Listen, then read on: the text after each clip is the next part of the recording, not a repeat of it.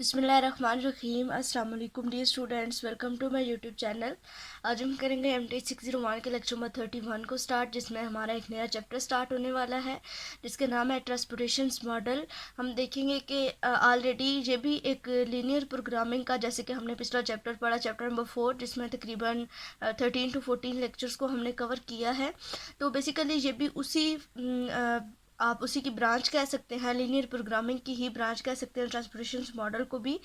Basically जिस तरह से हमने डिफरेंट मेथड देखे थे कि हम डिफरेंट मेथड्स को यूज़ करके सिचुएशंस को हैंडल करते हैं और प्रॉब्लम्स को सॉल्व करते हैं। लाइक हमने सिंप्लेक्स मेथड देखा था, बिगर मेथड हमने देखा है, टू फेज मेथड देखा है। तो बेसिकली कुछ प्रॉब्लम्स ऐसे होते हैं जिनको हम मोर कम कैलकुलेशंस में और ज़्यादा जल्दी से और ज़्यादा फास्ट तरीके से और ज़्यादा एक्यूरेट तरीके से हम उन्हीं प्रॉब्लम्स के सॉल्यूशंस को फाइंड कर सकते हैं। तो इन्हीं प्रॉब्लम्स को अगर हम सिंप्लेक्स मेथड से या किसी और मेथड से करेंगे तो वो हमारे लिए डिफ़िकल्ट हो सकता है और उसमें हम एक्यूरेट सॉल्यूशन भी फाइंड नहीं कर पाएंगे। तो इसी वजह से मज़ीद एक्यूरेसी को लाने के लिए हमारे पास एक नया मेथड है जिसको हम ट्रांसपोर्टेशन मॉडल कहते हैं। आज जो हमारा लेक्चर है इंट्रोडक्टरी लेक्चर है। फुल डिटेल के साथ हम इसका इंट्रोडक्शन देखेंगे कि बेसिकली ये होता क्या है और इसको किस तरह से हम डिफाइन करते हैं, इसकी बेसिक कितनी टाइप्स होती हैं और किस तरह से इसका सोल्यूशन फाइंड करते हैं। तो विदाउट टाइम इसकी स्टार्ट करते हैं। ट्रांसपोर्टेशन मॉडल क्या है, सबसे पहले इसका इंट्रोडक्शन कि ट्रांसपोर्टेशन प्रॉब्लम होते क्या हैं। ये क्या is one of the sub class of linear programming problem, जो कि मैंने आपको पहले बता दिया है कि ये लीनियर प्रोग्रामिंग का ही एक ब्रांच आप उसको समझ सकते हैं। उसकी मज़ीद सिंप्लीफाइड फॉर्म है हमारे पास लीनियर प्रोग्रामिंग की। अब देखते हैं कि हमारा जो ट्रांसपोर्टेशन मॉडल है उसमें हम लोगों ने क्या करना होता है। In transportation model we have certain origin, हमारे पास कुछ ओरिजिन होते हैं विच में represent factories where we produce item, यानी कि बेसिकली यहाँ पे बिजनेस की बात हो रही है कि कुछ हमारे पास ओरिजिन होंगे जहाँ पे हम अपनी चीज़ बनाएंगे और उस ओरिजिन से फिर हम अपनी जो प्रोडक्ट हम बनाएंगे उसको डिफरेंट डेस्टिनेशंस के ऊपर हम भेजेंगे। ठीक है, डिफरेंट हमारे पास डिमांड्स आएंगे और उन डिमांड्स के मुताबिक हम अपना जो प्रोडक्ट हम बनाएंगे उस प्रोडक्ट को हम डिफरेंट जगहों पे ट्रांसपोर्ट करेंगे। ठीक है, ट्रांसपोर्टेशन आपको नाम से ही जाहिर हो रहा होगा कि ट्रांसपोर्ट मतलब कि एक चीज़ को एक जगह पे बनाना मीन्स कि फैक्ट्री में बनाना और उसको फिर डिफरेंट जगहों पे डिफरेंट डेस्टिनेशन के ऊपर भेजना। ये बेसिकली हमारा पूरा ट्रांसपोर्टेशन का मेथड होता है। हम देखेंगे कि किस तरीके से हम ओरिजिन से चीज़ को उसकी डेस्टिनेशन तक पहुंचाते हैं और क्या हमारे पास उसकी कॉस्ट आती है। बेसिकली हमारा मकसद क्या है, कॉस्ट फाइंड करना है। ठीक है, तो यही हमारे पास यहाँ पे लिखा है विच में represent factories and we produce item and supply, और सप्लाई रिक्वायर्ड होगी, supply are required quantity of the product to the certain number of destination. ठीक है, यानी कि कितनी सप्लाई हमने किस डेस्टिनेशन के ऊपर करनी है वो चीज़ हमारी आ जाएगी डेस्टिनेशन में। अच्छा, उसके बाद है this must be done in such a way as to maximise the profit, यानी कि प्रॉफिट हमें ज़्यादा से ज़्यादा चाहिए होगा और जो कॉस्ट होगी वो हमें कम से कम चाहिए होगी। यानी कि एक प्रोडक्ट को उसके ओरिजिन से उसकी डेस्टिनेशन तक लेके जाने के लिए जो हमें कॉस्ट चाहिए होगी वो कम से कम हम रखेंगे, लेकिन हमारा ये मोटिव होगा कि जो हमें प्रॉफिट आ रहा है वो ज़्यादा से ज़्यादा, वो प्रॉफिट को मैक्सिमाइज करना है और कॉस्ट को मिनिमाइज करना है। उसके अलावा अगला जो हमारा पॉइंट है इसका वो क्या है कि thus we have the places of the production as the origin and the places of supply as a destination, यानी कि जो प्रोडक्शन होगी उसको हम क्या कहेंगे, ओरिजिन कहेंगे, और जो हमारा सप्लाई वाला पार्ट होगा उसको हम डेस्टिनेशन कहेंगे कि हम सप्लाई कर रहे हैं फला डेस्टिनेशन पे अपने इस प्रोडक्ट को। ठीक है, तो ये बेसिक चीज़ थी हमारी ट्रांसपोर्टेशन मॉडल के। आगे देखते हैं कि ये कितने टाइप्स के होते हैं।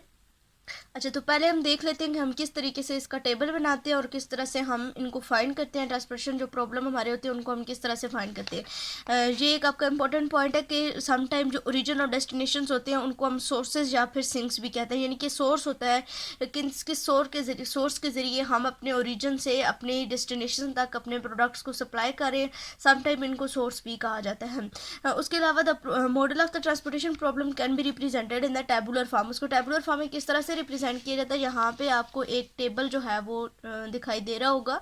यहाँ पे हमारे पास कुछ टेबल हैं। यहाँ पे अगर इस साइड पे आप देखें तो ये आपको 1 2 3 4 की फॉर्म में यहाँ पे अप टू m टर्म्स तक आपको नज़र आ रहा होगा। ये हमारे होंगे ओरिजिन। उसके अलावा यहाँ पे अगर हम आ जाएँ तो 1 2 3 4 अप टू n टर्म्स तक ये हमारी होंगी डेस्टिनेशन। m हमारे ओरिजिन है और n हमारी डेस्टिनेशन है। उसके साथ साथ हमारी डिमांड भी है और उसके साथ हमारी सप्लाई भी है। जो डिमांड है उसको हम b जैसे डिनोट करेंगे, B1 B2 up to so on b n terms तक हमारे पास आएंगे। और जो सप्लाईज हैं वो हमारे पास a से हम उसको डिनोट कर रहे हैं जो इसकी बेसिक फॉर्म है उसमें। बाकी आगे अकॉर्डिंग टू प्रॉब्लम हमारे पास इसकी सॉल्यूशंस आएंगे। अच्छा, यहाँ पे जो आपको ये चीज़ नज़र आ रही है कॉस्ट है ये, ठीक है। C11 मीन्स के फर्स्ट ओरिजिन से फर्स्ट डेस्टिनेशन की कॉस्ट। C12 का मतलब है फर्स्ट ओरिजिन से सेकंड डेस्टिनेशन तक की कॉस्ट। और इसी तरह से C3 यहाँ पे आप देखें C33 का मतलब है कि थर्ड ओरिजिन से थर्ड डेस्टिनेशन तक की कॉस्ट। और यहाँ पे ये जो X33 है ना, ये हमारे पास क्या है, ये हमारे पास क्वांटिटी है कि कितनी क्वांटिटी हमें इस ओरिजिन से कितनी क्वांटिटी हमें अपने डेस्टिनेशन तक ट्रांसपोर्ट करनी है, ठीक है। ये इसकी बेसिक टर्म्स थी। अब देख लें आगे CIJ को क्या हम कहते हैं, cost of transporting one unit of the product from ith origin to j destination. यानी कि कॉस्ट हमारी जो CIJ है, यानी कि C11 C12 या जो सारा हमने लिखा हुआ है, इसका मतलब बेसिकली क्या है कि हमें इस ओरिजिन से अपने जिस डेस्टिनेशन पे हमें अपना प्रोडक्ट भेजना है उस तक हमें कितनी कॉस्ट जो है वो आ रही है, वो कॉस्ट हमारी आएगी, मीन्स की यूनिट कॉस्ट आएगी। उसके अलावा XIJ को हमने क्या रिप्रेजेंट किया, XIJ हमारे पास रिप्रेजेंट करता है कि कितनी क्वांटिटी में हमें अपना जो हमारी प्रोडक्ट है उसको हमने ट्रांसपोर्ट करना है उस डेस्टिनेशन तक। किस ओरिजिन से कितनी क्वांटिटी में किस डेस्टिनेशन पे हमने उसको ट्रांसपोर्ट करना है वो हमें क्वांटिटी बताएगा, ठीक है।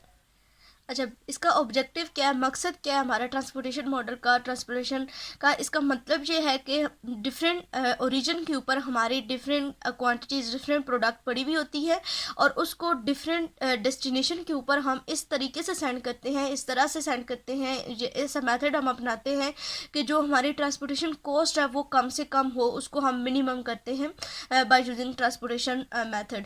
तो अब ट्रांसपोर्टेशन प्रॉब्लम्स कौन कौन से होते हैं, एक हमारे पास अनबैलेंस ट्रांसपोर्टेशन प्रॉब्लम होते हैं और दूसरे हमारे पास बैलेंस ट्रांसपोर्टेशन प्रॉब्लम होते हैं। अब अनबैलेंस्ड और बैलेंस ट्रांसपोर्टेशन प्रॉब्लम का क्या बेसिक चीज़ है।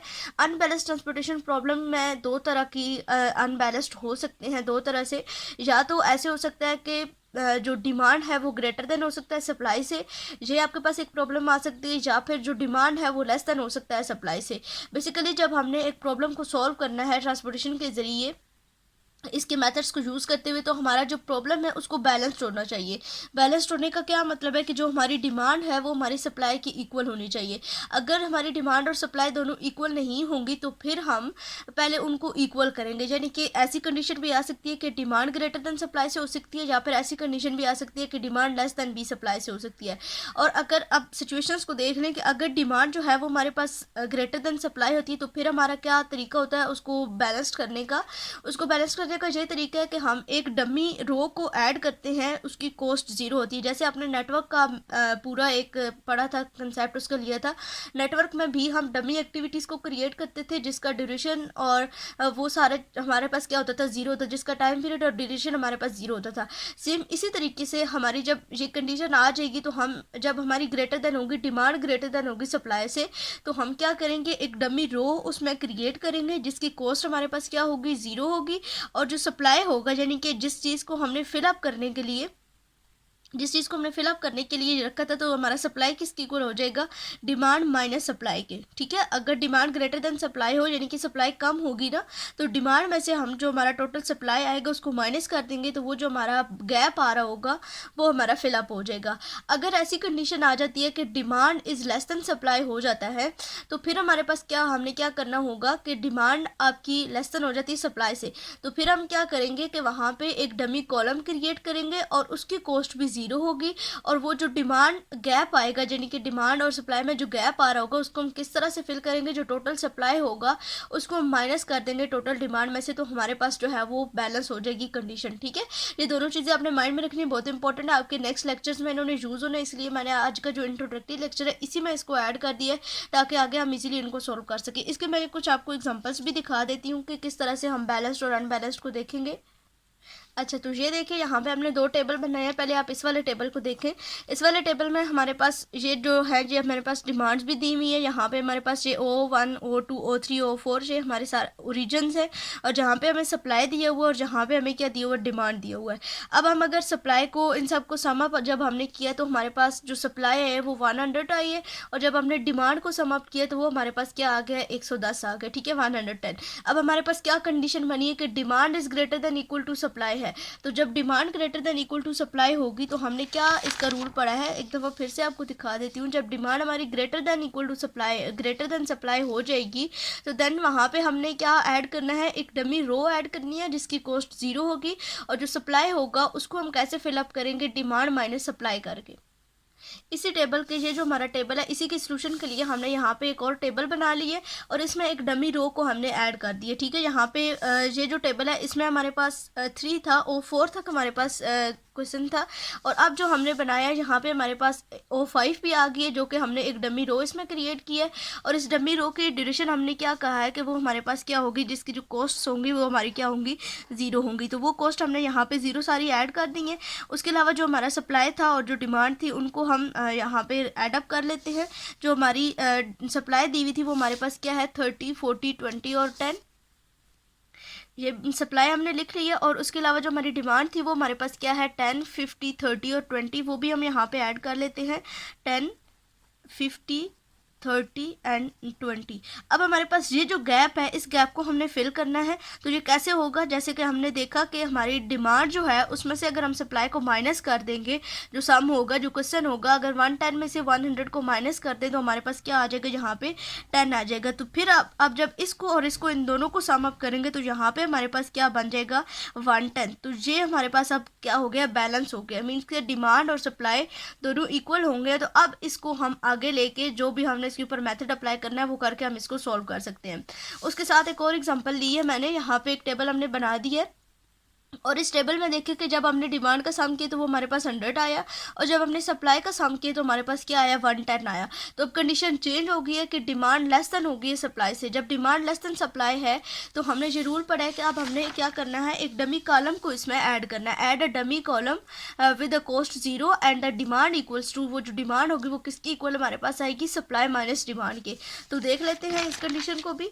यहाँ पे देखिए, यहाँ पे हमने D5 यानी कि एक डमी कॉलम को ऐड कर दिए। तो डमी कॉलम की कॉस्ट हमने क्या रखनी है, 0 रखनी है, और बाकी अब हम सप्लाई को और डिमांड को भी फिलअप कर लेते हैं। अच्छा, तो ये जैसे हमारे पास सेम ऊपर हमारे पास ये टेबल था, उसी टेबल से हमने सप्लाईज को भी ऐड कर दिए, साथ में हमने जो डमी कॉलम इसमें ऐड किया है उसको भी हमने ऐड कर दिया। जहाँ पे जो हमारे पास डिमांड्स थी वो भी हमने लिख लिया। अब यहाँ पे हमारे पास गैप आ गया, तो हमने क्या देखा था कि जब हमारे पास जो डिमांड होगी वो किसके फिर इक्वल आएगी, सप्लाई माइनस डिमांड के। तो सप्लाई हमारे पास क्या टोटल आई थी, 110 आई थी। 110 में से 100 को माइनस कर देंगे तो हमारे पास क्या आ जाएगा, यहाँ पे 10। अब इन दोनों का जब सम अप करेंगे तो हमारे पास यहाँ पे क्या आ जाएगा, 110 आ जाएगा। तो ये भी बैलेंस कंडीशन होगी। इस तरह से जब आपको क्वेश्चन में पूछा जाए कि अनबैलेंस्ड है या बैलेंस्ड है तो किस तरह से आप चेक करेंगे, डिमांड को और सप्लाई को दोनों के जो सम होते हैं उनको इक्वल होना चाहिए, और अगर वो इक्वल नहीं होंगे तो फिर इसी तरह से इसी कंडीशंस को फॉलो करते हुए अगर demand is greater than supply है तो फिर आप उसमें एक डमी रो को ऐड करेंगे, और अगर demand is less than supply तो उसमें एक डमी कॉलम को आप ऐड करेंगे, और जो यहाँ पे डिमांड होगी वो सप्लाई माइनस डिमांड आएगी, और जहाँ पे जो आपकी सप्लाई होगी वो आपकी सप्लाई डिमांड माइनस सप्लाई, और जहाँ पे सप्लाई माइनस डिमांड आपका ऐड होगा। ठीक है, इस तरह से आप अपनी अनबैलेंस्ड कंडीशन को बैलेंस कर सकते हैं बाय यूजिंग ट्रांसपोर्टेशन प्रॉब्लम्स। ठीक है, अच्छा, आगे हम देखते हैं कि ट्रांसपोर्टेशन प्रॉब्लम्स की सोल्यूशन हम कितने तरीक़ों से निकाल सकते हैं। तो दो बेसिकली सोल्यूशंस होते हैं, एक इनिशियल सोल्यूशन होता है और दूसरा हमारे पास ऑप्टिमम सोल्यूशन होता है। तो इनिशियल सोल्यूशन के लिए पहले हम कंडीशंस को देखेंगे कि इनिशियल सोल्यूशन हमारे पास कितने तरीक़ों से निकलता है, पहले हम उनको डिस्कस करेंगे और फिर हम जो है वो अपने ऑप्टिमम सोल्यूशंस को फाइंड करेंगे। तो जो हमारा इनिशियल सोल्यूशन है वो हम निकालते हैं 3 तरीक़ों से, जिनमें से हमारा एक तरीका हमारे पास होता है नॉर्थ वेस्ट कॉर्नर रूल। यहाँ पे आपको दिखा देती हूँ। जो हमारा एक तरीका वो हमारे पास क्या है, नॉर्थ वेस्ट कॉर्नर रूल है, जिसको हम NWCR से भी डिनोट करते हैं। देन जो सेकंड स्टेप है वो हमारे पास लीस्ट कॉस्ट मेथड है, जिसको हम LCM भी कहते हैं, और जो तीसरा है वो हमारे पास है वोजल्स अप्रोक्सीमेशन मेथड VAM। तो इन तीनों को हम इन तीनों को डिटेल से हम देखेंगे कि किस तरह से इन तीनों को यूज़ करके हम डिफरेंट प्रॉब्लम्स की सोल्यूशन निकाल सकते हैं। इन तीनों में से जो सबसे बेस्ट है और जो इजी भी है और जो ज़्यादा हमें एक्यूरेट सोल्यूशन देता है वो हमारा ये थर्ड वाला है। लेकिन हम तीनों को डिस्कस करेंगे, तो आज का लेक्चर हम यहीं पे एंड करते हैं। इसका जो सेकंड पार्ट है बेसिकली 31 लेक्चर ही आपका होगा, उसको हम अपने अगले वीडियो में डिस्कस करेंगे ताकि आपको कोई भी कन्फ्यूजन ना हो और आपकी चीज़ें मिक्स ना हो। आज के लेक्चर में हमने क्या देखा, एक दफ़ा आपको रिवाइज करवा देती हूँ। हमने सबसे पहले ट्रांसपोर्टेशन मॉडल्स की डेफिनेशन देखी कि बेसिकली ये होता क्या है और इसको हम किस तरीके से यूज़ करते हैं। इसमें ओरिजिन्स होते हैं और इसमें डेस्टिनेशन होते हैं। हम अपने प्रोडक्ट को ओरिजिन से डेस्टिनेशन तक किस तरह से लेके जाते हैं वो हमने इसमें डिस्कस किया। और उसके अलावा हमने इसकी ऑब्जेक्टिव देखा है कि ये हम किस लिए यूज़ करते हैं। उसके अलावा हमने इसकी दो टाइप्स देखी हैं, एक बैलेंस्ड होते हैं और एक अनबैलेंस्ड होते हैं। फिर उनको किस तरह से बैलेंस्ड करते हैं, अगर हमारे पास कंडीशन आ जाए तो उनको किस तरह से बैलेंस करते हैं, ये हमने डिस्कस किया। और इसकी एग्जांपल्स भी हमने डिस्कस किया बैलेंस से अनबैलेंस से बैलेंस कंडीशन में जाने के लिए। तो आई होप सो कि आज का कंसेप्ट आप सबका क्लियर हो गया होगा। अगर कोई भी कन्फ्यूजन हो तो आप कमेंट बॉक्स में पूछ सकते हैं, व्हाट्सएप ग्रुप ज्वाइन कर सकते हैं। मिलेंगे अपने अगले लेक्चर में, तब तक के लिए अल्लाह हाफिज़।